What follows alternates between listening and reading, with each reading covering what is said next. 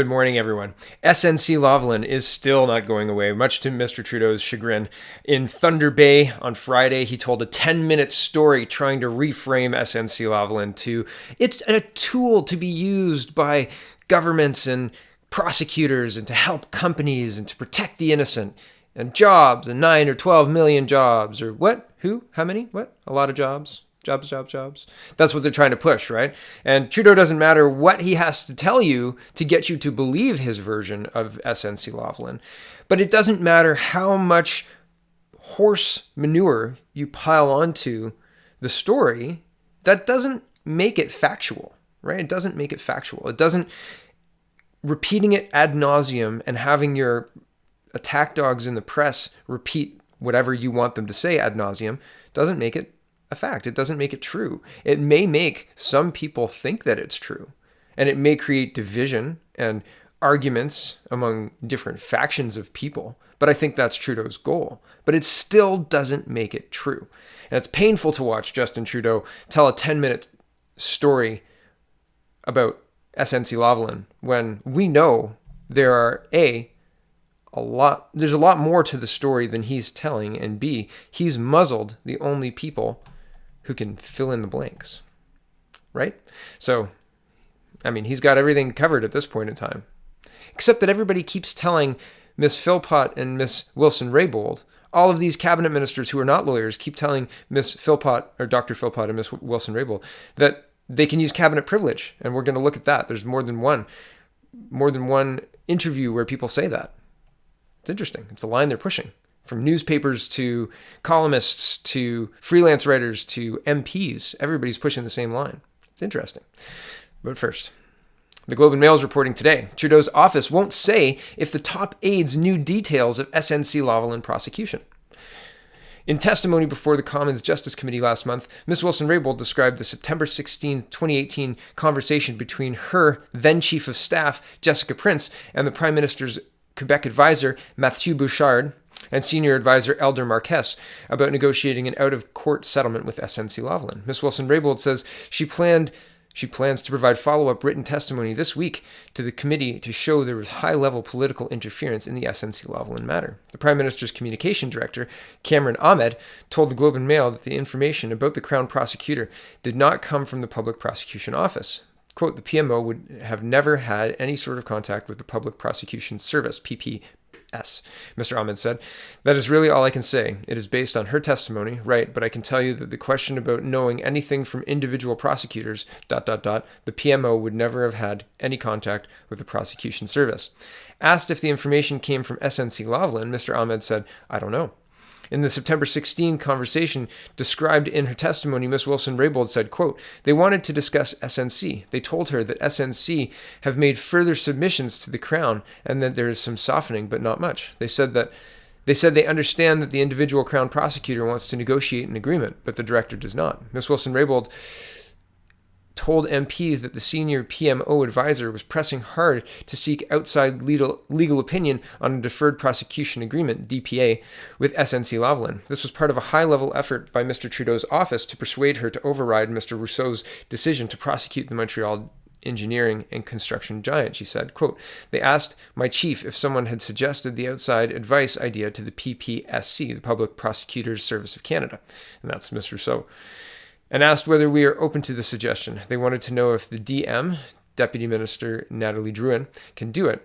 Ms. Wilson-Raybould testified. In response, my COS, Chief of Staff, stressed to them that prosecutorial independence and potential concerns about interference in the independence of the prosecutorial functions. A spokesman for SNC Lavalin told the Globe that it had no idea what went on with Ms. Rousseau's office or the reasons behind the decision to proceed with a criminal trial rather than negotiate a DPA. Quote, we know nothing of the internal workings or decision-making within the office of the DPP, Director of Public Prosecutions, or the PPS, and consequently could not have and did not inform anyone in government or elsewhere of any such positions, said Daniela Pizzuto, Director of External Communications for SNC. Mr. Ahmed was asked if he could shed further light on why Mr. Trudeau's top aides would have inside information on discussions that might have taken place with the Public Prosecution Service. I don't have any changes to my previous answer, he said in an email. A spokesperson for Ms. Rousseau declined to say if there were internal disagreements about negotiating an out-of-court settlement with SNC Lavalin, but the official was adamant that no one in the public prosecutor's service would have shared details of the case to outsiders. Quote, the prosecutors did not indicate to SNC Lavalin or anyone else any opinions as to whether an invitation to negotiate should be issued, and counsel for SNC Lavalin were always informed that the decision would be taken by the DPP. The prosecutors had no discussion with the PMO, said Natalie Houle, who handles media relations for the Public Prosecution Service, PPS. The September 16 conversation took place the day before Ms. Wilson-Raybould had a meeting with Mr. Trudeau and Michael Wernick, clerk of the Privy Council. She testified that they pressed her to overrule Ms. Rousseau and negotiate a settlement with SNC Lavalin. Michael Lacey, president of the Criminal Lawyers Association, said that it would be, quote, completely improper for a government official to reach out directly to a federal or provincial prosecutor to reconsider how they exercise their discretion. But the PMO may have become aware of the frontline prosecutor's position without having learned of it directly from the prosecutor or from SNC Lavalin, he said. NDP MP Murray Rankin, former defense lawyer, said it would be completely inappropriate if the PMO was attempting to learn information about the court case from the prosecution. Peter MacKay, a former Attorney General and Justice Minister in a Conservative government, called the testimony from Ms. Wilson-Raybould troubling and said it points toward a heightened level of political interference in the prosecution of SNC Lavalin, especially if there was direct contact. Quote, it smacks of a whole new level of attempts to influence in a very nefarious way the course of justice, Mr. MacKay said in an interview.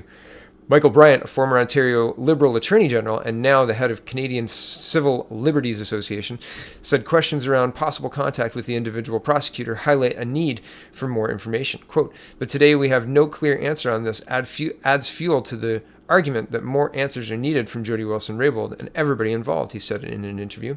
Any direct contact would demonstrate, quote, an extraordinary effort to interfere with an individual prosecution. It's not all that unusual for a prosecutor to be at odds with their boss, but for the PMO to try and play one side off against the other is unheard of. That goes well beyond input and looks like manipulation and obstruction, Mr. Bryan said.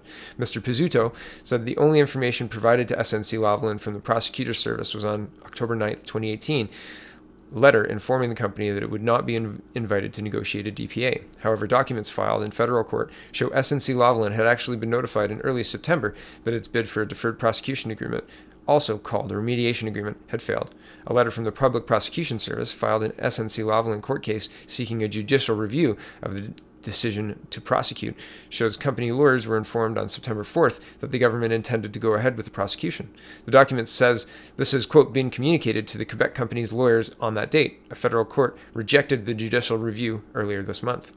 The Globe reported on February 7th that the PMO put pressure on Ms. Wilson-Raybould in the fall of 2018 to shelve a criminal case against SNC Lavalin relating to its business dealings in Libya. She refused. In January, she was demoted by Mr. Trudeau to Veteran Affairs. Since then, Ms. Wilson-Raybould and former Treasury Board President Jane Philpott have resigned, and as has Mr. Trudeau's Principal Secretary Gerald Butts. A week ago, Mr. Wernick, Privy Council clerk, retired, saying he had lost the trust of the opposition parties over the SNC Lavalin affair.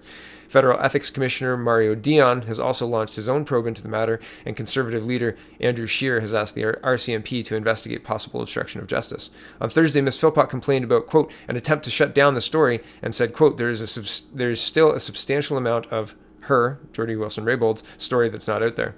Quote, if nothing wrong took place, then why don't we waive privilege on the whole issue and let those who have something to say on it speak their minds and share their stories, she told Maclean's magazine.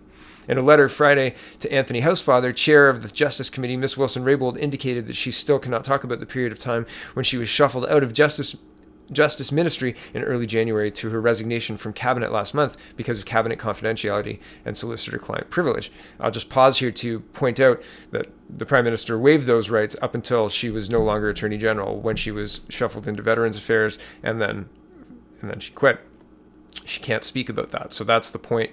And you'll hear people saying, it's been unprecedented. They waived the privilege rights and, cabinet privilege rights, and she can speak and blah, blah, blah. That's not entirely true. She can't speak about everything, and legally that's not true. So the things they're saying, be wary, because they're not telling you the truth. Back to the article. The Prime Minister told reporters on Friday that there was no need to grant another waiver to Ms. Wilson-Raybould, saying the Justice Committee had full airing of the matter. Okay, so no need to even revisit it. So it's pretty insane. Okay, this is watch Melanie Jolie, insists that both at Puglass, that's Jody Wilson-Raybould, and Jane Philpott don't need a waiver to speak in Parliament. They insist that they do. Still not sure why this is such a sticking point for the government if they believe there's nothing more to tell. And we're going to watch this in a second, but I agree with Evan here. I don't know why they're pushing this line, like get them to speak. If they want them to speak, why doesn't... Sorry, here we go. If they want them to speak, why doesn't Trudeau just waive the privilege? Say, okay, we'll have them do it on Wednesday morning at 9 a.m. and I'll be there for questions afterwards or whatever, right? If you want to waive it, if you want them to speak, Trudeau, then waive the privilege, let her tell her story, and like detonate the bomb, right? Or say, no, we're not going to do any more, and there's no more speculation. But you're getting outplayed by Jody Wilson-Raybould. If you could change the channel, you would have last Wednesday during the budget. Didn't work, and SNC has come right back into center spotlight, and you've got nothing because the budget's garbage. It's garbage. Okay, so here's the first of a few clips I'm going to show you, and then we're going to look more in depth at another interview. But here's the first one, talking about how they can speak. You want to make sure if they want to speak, actually, and they can clearly speak, they can use their own parliamentary privilege to go before Parliament. But they say they can't, though. To be fair, you're a lawyer, but so is Jody Wilson-Raybould. But Mrs. Raybould also said today that she wants to send more of text and emails that she got. Yes. So it shows that basically she has confidence in the fact that she can speak and that we can give her the opportunity to speak. And that's not true. And Mr. Trudeau has been voting to shut down more conversations as the weeks have gone on, right? Like she's wanted to come back. Sorry, I'm going to stop this. He has written. She's wanted to come back. Ms. Wilson-Raybould said at the end of her testimony, I'd like to come back to clear things up or answer questions.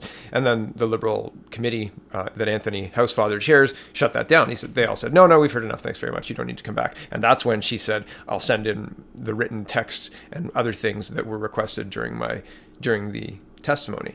And so hold on a second here. This is Liberal Minister Karina Gould. And she is telling us that, yeah, they can totally speak. They should speak. Here we go. Jody has written to the committee. She has said that she will be sharing more information. She is absolutely within her right to do that. They both have mechanisms available to them if they choose to share this with Parliament. And those are their decisions that they are taking and how they pursue this matter. I can't speak on their behalf. They have to do that. And the Prime Minister has waived both cabinet confidence and solicitor-client privilege for Jody, something that is really unprecedented. It's only happened 4 times since 1987. Right, but again, she's bearing the lead. The privilege waived has only up until she was shuffled out of her AG spot, and this is talking about an MP talking about a coordinated effort to pressure Jody Wilson-Raybould. We're not gonna watch this one right now, but the link will be in the description if you'd like to watch it for yourself.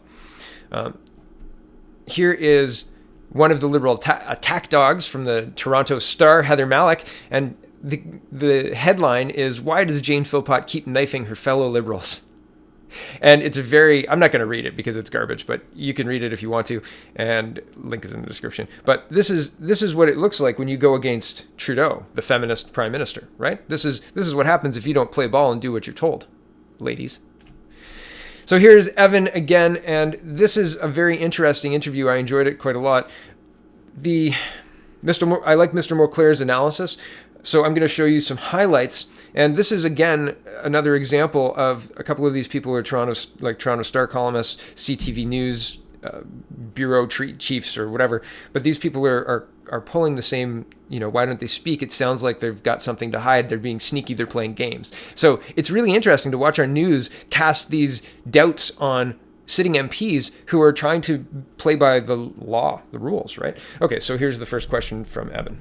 Okay, what a busy week. How damaging was we'll start with Jane Philpott. That Jane Philpott interview in Maclean's magazine, coming just days after the budget. It was a game changer. Mm-hmm. It was a bombshell. And the reason it was so important, the SNC Lavalin file, the interference in the Attorney General's job, was starting to peter out. Too many details. I think Canadians were starting to move away from it. But she came right back and said, there's still a lot that needs to be said. And you're right. Jody Wilson-Raybould, at the end of the week, wrote an important letter to the Justice Committee saying she was going to provide written evidence, but she used 3 words in there that were crucial: within the confines. So she's signaling, as did Jane Philpott, that there's a lot more that Canadians have a right to know. They just don't feel that they're allowed to say it with the rules that Mr. Trudeau set down as to the timing and what they're allowed to say and what they're not allowed to say. So I find that interesting, and I think it's spot on. It goes a bit deeper than the MPs are trying to speak about it, right? He's saying, like, there's more nuance here than people are really reducing this to its simplest form, and it's not that simple. He didn't waive full privilege. He said, mostly. So yeah, I don't know. I'm going to cue up the next clip. Okay, watch Tom Mulcair's face when this is a CTV News representative here, so she's carrying some Liberal water, and just listen to what she's saying. And if it zooms back, look at Tom Mulcair's face while she says it. Debatable. What they're allowed to say and not allowed to say is still debatable. So can she get up in the House of Commons and tell the truth because she has privilege? Absolutely. We know that. Yeah. That is a possibility. And I'm sure... if she can get the opportunity to yes, take a standing order, gives her a minute. For some reason, I get the House would probably give her that opportunity. I'm just guessing that would be important enough for the House that this would be, right? So... what they can or cannot what happened say, this week, but what they can or cannot say is still up for debate. I'm sorry, because if other people have testified to this cabinet shuffle and what was said about the cabinet shuffle to Jane Philpott about Jody Wilson-Raybould, then why is it that they did not feel that the same waiver applied to them? Now, is there an end game here? Because they haven't been given a chance. No, well, I don't know if they haven't been given a chance. No, look, this week, let's look at the facts. This week, the Conservatives brought forward a motion to try to give them the chance to speak. As Jane Philpott said correctly in that interview we just referenced, how can she, in an SO 31, those are those famous 1-minute statements MPs make before question period, how is she in 1 minute supposed to rebut or give context to 4 hours of testimony? She said it's absolutely impossible. We have heard much longer statements. So, sorry, that was a bit longer of a clip than I usually like to show. I missed the actual clip for the face there part. But my point is, they're trying to say they should just say it. They should just say it. And Mulcair is really saying, no. The reality here is not what you're implying. The reality is much different. And, well, hold on, I'll cue up the next clip. And I like when he says, let's look at the facts. How are they supposed to get across what they mean in 1 minute? And the Liberal committee shut it down. They said, we want to have these people back. And the Liberal committee said no. So hold on, I'll cue up the next one. Okay, and this is Tom Mulcair again talking about a real question about what is waived and what is not waived. There is a real question whether or not that actually covers her if she reveals cabinet confidences. So she has every right legally to want to know in advance if she's going to be protected. So far, Mr. Trudeau has only allowed a part of the truth to come out. Both Jody Wilson-Raybould and Jane Philpott are saying, let the whole truth come out. Okay, before we decide to get all Gnostic and count the angels dancing on the head of a pea... Sorry, didn't mean to enlarge that, but that's a really important point, right? Would you risk jail time? Would you risk being in violation of the House of Commons rules? Not that it matters, it seems, if the Speaker's on your side, but would you risk the ire of Justin Trudeau and overstepping your waiver to speak on privilege at the House of Commons and trust that there's no legal way that he can, I don't know, respond, right? I'll cue up the last clip. This is Tom Mulcair saying how it ends. Review.